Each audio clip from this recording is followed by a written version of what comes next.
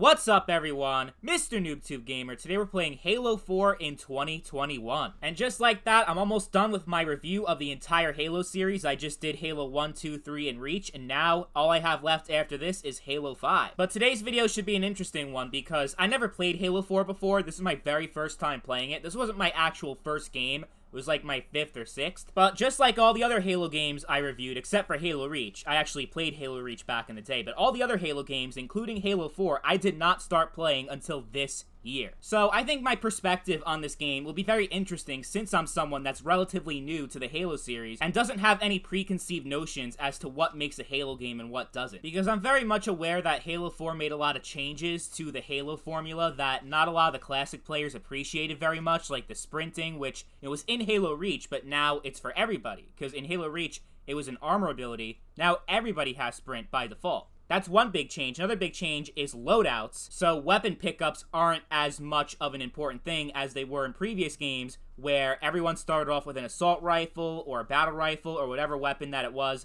And if you wanted a better weapon or a different weapon, you had to find it throughout the map. And certain weapons would always spawn in the same parts of the map. So map control was a big part of the old Halo games because you didn't have custom loadouts. You had to actually find the weapons. But in Halo 4, they kind of just threw that away. There's also a few other things they added into Halo 4 that weren't in other games, like perks. I think they're called something else in Halo 4, but they're pretty much perks from Call of Duty, special abilities that you have that you can customize as part of your custom loadout, but they're not as annoying as a lot of the perks that we've seen throughout the Call of Duty series, like Martyrdom, Juggernaut, Second Chance, Danger Close. None of the perks in Halo 4 are nearly as obnoxious as most of the ones that we've had in COD. They're kind of just there. They don't really affect the gameplay that drastically. Same thing goes for the kill streaks or ordinances in Halo 4, which were definitely inspired by COD, where you get a certain number of kills in a row and you get rewarded for it. And these rewards come in the form of weapons or power-ups. And in this gameplay, I think I get an overshield, which boosted my shields for a certain number of time. And I know people really hated the kill streaks in Halo 4, but these were things that you could still get scattered around the map. You could still get an overshield if you find it in the map. It's not like you can only get it with the ordnance. So I really don't think the kill streaks were that unbalanced or that big of a deal either. They were kind of just there. They didn't make the game better or worse. But I think people were ridiculous saying that this game played exactly like Call of Duty just because it had certain things that were in COD, like sprinting. But sprinting is in almost every FPS game these days, not just Call of Duty, so Halo 4 didn't become a Call of Duty clone just because it has sprint. Even the perks and the kill streaks, which were also sort of derived and inspired from Call of Duty, it's not like COD where you can pull out your pistol before you die or rain down AC-130 on the enemies. Like, come on. It's not a fucking COD clone just because it has certain things that are also in COD. It's like saying that Battlefield is a Halo ripoff because Battlefield 1942 came out a year after Combat Evolved and had so many vehicles and you had these large maps, but Combat Evolved did that too, so therefore Battlefield is a clone of Halo. Nobody in their right mind would actually say that. It's fucking stupid. But it's the same logic people use when they say that Halo 4 is a clone of Call of Duty. But if you compare the gunplay, the map design, and just the overall gameplay of Halo 4 compared to any other Call of Duty game that's ever existed, it's completely different. And this is coming from someone that has played every single Call of Duty. I've been a COD player for,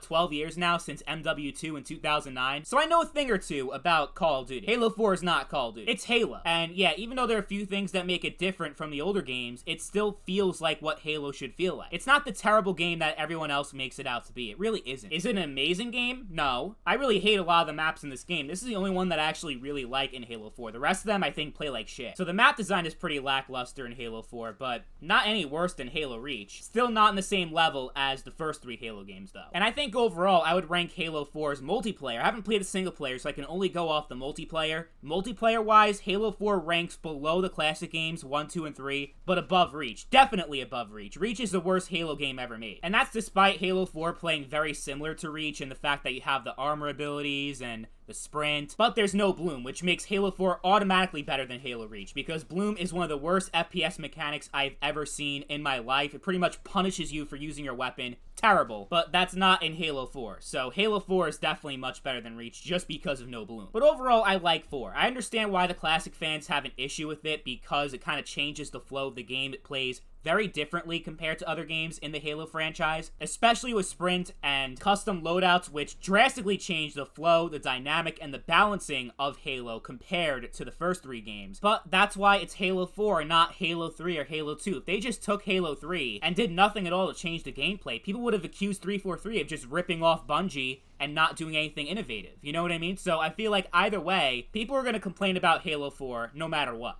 There was just no way around it. With expectations that high, with the hype being as big as it was, there's no way they were going to make everybody happy. But I think overall, it's a fun game and a decent Halo game. It has really fun vehicles. The vehicles are a lot of fun to use, and, you know, even though the maps are very lacking, the overall gameplay and the hit reg is very solid. I think 4 has the best hit reg of all the Halo games I've played so far. So the game feels very responsive. As far as the player count goes, because that's an important thing, as far as whether or not a game is even worth playing after all these years. In the case of Halo 4, it's been 9 years, but for a game that gets so much hate and is considered the worst Halo of all time, it still has a really healthy player base after all this time. I can find more people playing Halo 4 than I can with Halo 1 and 2. Halo 3 definitely has more players than 4. I think Halo 3 is the most played game in the MCC, but 4 is up there. It's pretty high up there in terms of player count. I was playing this game at like 3 o'clock in the morning last night and got into an 8v8 match instantly. So that gives you a pretty good idea of how strong the player count is, even though we don't have an official player count. If I'm able to find full games at 3 o'clock on a Monday morning, that's pretty good. But like I say in every single one of my other videos, your mileage may vary depending on where you live. If you live in Australia,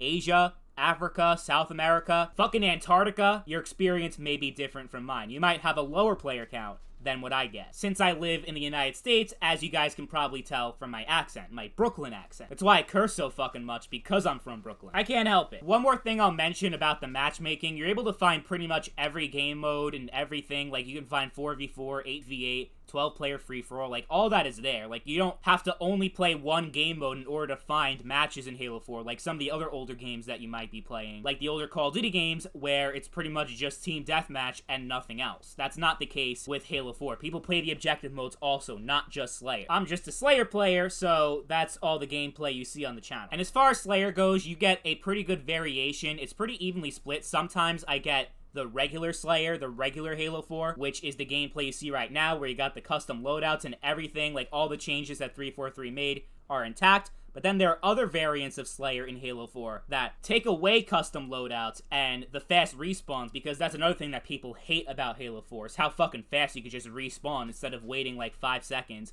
like in the other Halo games. So there's a good variation. I think it's about 50-50. From my experience, half the time when I'm searching for a game, I find the regular Slayer, the regular Halo 4, and the other half of the time, I get classic Halo without the custom classes and all that shit. Me personally, I really don't experience much of a difference between the two. I know people that played the Halo Classic game so much, they swear up and down that having the custom loadouts just ruins everything. But I don't really enjoy myself any more or less playing between the two versions of Slayer, the one without the custom loadouts and the one with them. It's all the same shit to me. But that's Halo 4 in 2021. I find it very funny that people shit on this game so much and call it a Call of Duty clone and all that crap. I think you should just do what I do. If you never played this game before, come in with an open mind. Don't listen to what everyone else is saying, because they have their own opinions. You can have yours. Just find out for yourself if the game is worth it for you. But I guess it can't be too bad if the player base remains as high as it is right now. It will probably decline rapidly once Halo Infinite comes out, because Infinite's going to be free to play and on Game Pass. So I think a lot of the older Halo games are going to take a huge hit as far as the player count goes. But for now, Halo 4 maintains a very healthy player base, and from my experience, is a good amount of fun. So I definitely recommend you check it out, especially if you already own the MCC, or if you have Xbox Game Pass, then